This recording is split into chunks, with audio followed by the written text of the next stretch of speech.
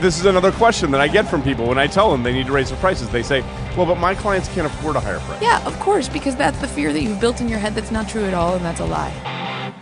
Welcome to Breaking Down Your Business, episode 340. You can find the show notes to this episode at breakingdownyourbusiness.com/340. He's back. You haven't messed up those numbers in a long time. It's true. Well, your reading skills are improving. About a month ago, we were off by one for like a whole recording session. That's not a reading issue. I'm proud of your reading skills. It's a writing issue. It is. It's a I'm counting Brad issue. from Anchor Advisors. I'm Jill from the Founding Moms. And today, we're going to talk about how high is too high. Oof, is there such a thing? That's what we're going to find out. Fine. So, I get asked this question a lot because in the last episode we talked about always raising your prices. Yeah. That every year you need to raise your prices, or every time you get a new client or something, you need to have a discipline of continuously raising your prices. Right. And people will often say, but Brad, how do I know if my prices are too high? Ooh. It's funny because everyone assumes that their prices are too high in my world. Bingo. Everyone assumes their price is too high. That's what they're worried about. They're worried Jill, that can their I prices... lower my prices is a common question. Oh, my Lord. Yeah. I think it's too high. I'm not getting the sales that I'm looking for. So, a couple of things to think about there. Which is the bigger risk? That your prices are too high or that they're too low? If you're someone who's been resisting raising your prices, the bigger risk is that it's too low. Right. And I thought that was rhetorical. Sorry. I didn't realize I was supposed to answer that. You don't have to answer. Okay. I answered it I'm for you. going to stop talking to you altogether. No, you can keep talking. It's a podcast. It's better that way. Oh, that's right. That's right. So the risk is that they're too low, not the risk is that they're too high, right? Correct. And people will say to me, "Oh, yeah, but people were complaining about my prices." Yeah, they Good. always will. There's Good. always going to Exactly. be somebody. Yeah. Even if your prices are too low, they complain It's about them. unbelievable. I just had a woman this week come to me and tell me, I don't like your pricing. Okay. It needs to be, and she named her own pricing. Uh-huh. And I wanted to say, where on the website do you see that this is a name your own price kind of business? or that it's negotiable. Who is she? I'm not going to tell you her name. But it's like blows my mind. And how did you respond? People and their opinions, which reminds me a lot of how when you're pregnant, everyone has an opinion Yes. about what you do with your baby. Yes. Are you pregnant, Jill? I am not pregnant, Okay, but good. I did say to her, actually, I didn't because she went through somebody else in our company. Yes. But I told them, LOLOL, and then I said, good luck to her. Yeah. Yeah, thanks so much for coming. Bye-bye. I mean, what people say to you about your prices really has nothing to do with whether your prices are too high or too low. The one thing I will say is, if no one's complaining about your prices, It's not high definitely too low. Definitely Not high too enough. low. Yeah. So, what the price that you can charge, the price that people say yes to, is based on two things. Yep. One is, how much value can you establish in the customer's mind? So that person who is coming and saying your prices are too high, what she's saying is, I don't value see the the things value. that you're offering. Correct. Right? Right. And so if you wanted to engage with her, I would say, well, what parts of what I offer do you value? I read it more as though she is self-selecting out and Yeah, saying, which is I'm fine. not a match for what you offer. Which is totally fine. Whether or not she sees the value. Mm-hmm. She's not our people. Right. Yeah. And that's the other thing to say is, some people are going to say no, and that's okay. It's great. It is great. I have learned to accept that it is fantastic Yes. when they opt out. Because the ones that you make an exception for or wiggle around or make a negotiation, those turn into the biggest pains But in the let's butt. talk about how it does make a business owner very defensive. Your business is your baby. You own it. You're proud of it. You know the value deeply. So when somebody says to you, it's too expensive. I don't care if they're going to say that. I don't care if they're telling me that it's too expensive. That just means that they haven't seen the value in what we're offering. I don't think you're disagreeing with me. I think you're agreeing with me. I'm saying I understand that they don't see the value, and to that we can either choose to explain the value to them, but I think I've evolved enough as a business owner to say, I don't need to explain it to you. If you're not getting it, I used to self-blame, like, Right. well, that means our marketing sucks. That means we're not doing Right. enough in our branding. Right. Perhaps we're still missing some things here and there, but generally speaking, maybe it's also because I have a membership. I have enough people Yes. who do value it Yes. that she's not really talking about that. That's She's right. saying, I'm cheap. I'm not ready to invest in actually building my business. I'm not going to join the Founding Moms. I'm leaving. That's excellent. Bye. Yeah. To that I say, bye. Right. Shut See up you. and go away. That's what I write, and then I delete. So And I don't send the first thing that is a factor in people accepting your price is the value that you're offering. But the second, and I think the more important factor, is the confidence that you have in the price that you're offering. I don't know about that, because that is dependent on what you sell. If you're a service-based business owner, I agree with you very much. You need the confidence. If you sound like, well, I'm only $1 million, and you say it confidently, they're going to love it. But if you aren't, you're a retail person, have a product, you have a membership, you don't have the bandwidth, you don't have the space to look confident on a website. Absolutely you do. No, you don't. The testimonials that you choose, the stories that you tell, the words that you use. I think I'm interpreting confidence to mean something that I can convey to you face to face, something I can convey to you by phone or voice. But you've seen offers on a website that are kind of wishy-washy, that aren't making big claims, that aren't telling you the change that's going to happen when you engage in this product. I mean, yeah, I understand what you're saying. So Yes. You have to say, do this thing, and your life is going to be so much better, right? You can't say, hey, maybe you'll lose weight. But I've also seen that go overboard. Sure. Like, you're definitely going to lose 6,000 pounds if you use my powder. Yes. And we don't believe that. I don't believe you. Right. But Gross. No.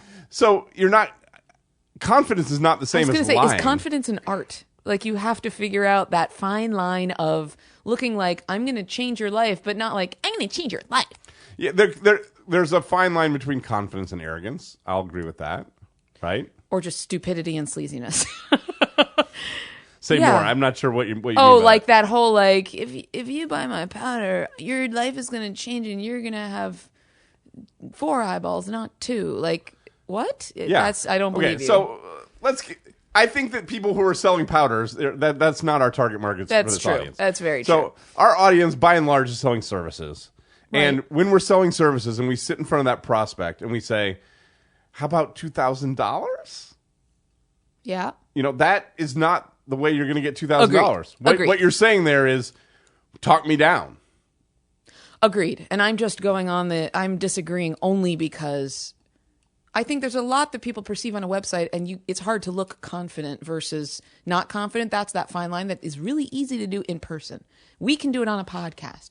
We can sound really confident right now, but if you go to our website, you can misread, you can misinterpret. It's much more complicated. I think people are selling things on a that many people are selling things on a website that should be sold with a phone call. I would rather have a call to action on the website that is, call me and let's talk about this. Because that's so interesting, because there's so many people who don't sound confident that would be a bad thing. Well, but then, let me put it differently. I mean, you're suggesting this as a very confident verbal dude. On your website, it's easy to sell something for $197. Okay. But if you want to sell something for $4,000, agreed, it's much harder to do on a website. Unless you are a massive celebrity. Right. Then that's really cheap.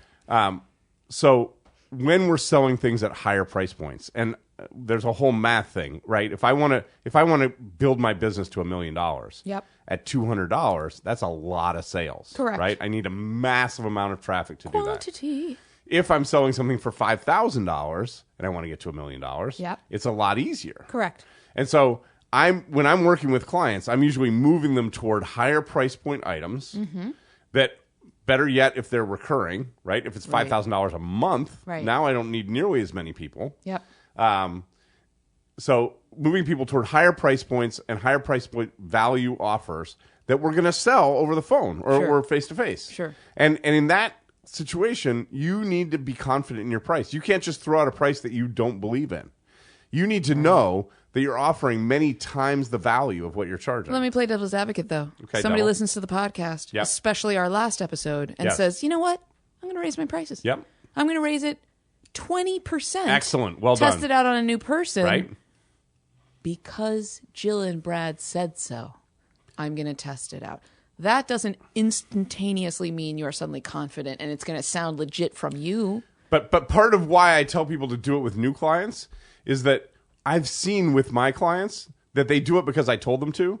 But then as soon as someone says yes to that They new can own price, yeah, then they look back at their old clients like, those guys are ripping me off. Yeah. I can't believe they're only charging me that much for it. Right.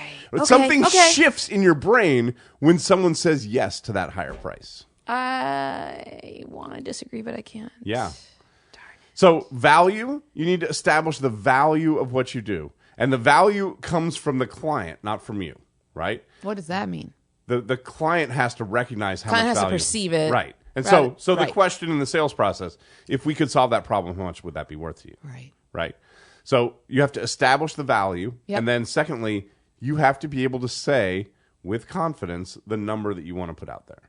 And if you're I love it. if you're not confident that you're going to give a multiple of that value, you're going to hem and haw and you're going to sound not confident and people aren't going to buy from you. People want to know that you're going to make a big difference in their life if you're asking them for a big dollar amount. I love that. And so you got to put that out there. Done. Fine. Will. Okay. Sure. But Jill, what if my clients can't afford this new higher price? You scare me when you say my name. Are you what? This is another question that I get from people when I tell them they need to raise their prices. They say, well, but my clients can't afford a higher price. Yeah, of course, because that's the fear that you've built in your head that's not true at all, and that's a lie. The end. And so I that's an excellent answer. There are a couple other answers that I might add on to that. Why? One would be that It's true. They can find the money. If they want it, they'll Yeah. find the money, Yeah. right? They're buying a car. They're going on vacation. Hearing you say that does put the onus on you to explain why they should go find Yes. the money. Yep, because they want it. Because Yeah. they want to have that change, right? Right. The second thing I say is, if your audience truly can't afford it, maybe it's the wrong audience. Maybe you need to look for people who can afford it. So how do you know when it is, what's the difference there? How do you know your audience truly can't afford it versus they're just not perceiving the value versus, yes, they can, that's all in your head? So that takes a little bit of experience. You're going to have to try it a bunch of times. If you're consistently getting no's and people are saying, no, Brad, I get it. I believe that you can do it. I just don't have the money. Sometimes you can offer them a financing. Well, how you could pay over time. You could See, because I'm wondering if you're raising it enough that you need half the amount of clients to Yes. make the same income. right. Does that even matter? Like if most of them can't afford Yes. it, but the few can, Right. that's all you need. That's totally true. But in that process, let's say I've offered it to 10 people and I have one yes. Mm-hmm. That's the place where you're like, I don't know. Did I go too high? Could I have gotten yeses out of those other 9 at slightly less? So maybe I'm a more optimistic, stick-to-itive person, but I think where you might start questioning, if I only got 1 out of 10, I might lower it slightly. I would keep going for more people. I would too. Until I find number I would 2. too. I'm okay. just saying that's I think what's going through most people's minds. They start doubting my price. I think there's a lot of doubt that also comes with when people say, oh, but Brad, your competitor is less expensive. Or there are a lot of people just like you. What makes you so special? And I think that triggers for a lot of people, oh, I'm not so special. Like, oh, I don't know. Why am I doing this anymore? I'm quitting. There needs to be a reason why I just you're went through special. a whole life cycle of your thoughts. But but being the same as a whole bunch of other people is death, right? correct. But I think there's a difference between telling people that you're different from other people and actually feeling like you are different from other people. And then showing it in a way that people can see that you're different. Right. Yes. It's 3 stages. Mm-hmm. Maybe it's 3 stages. Yeah. Okay. Food for thought.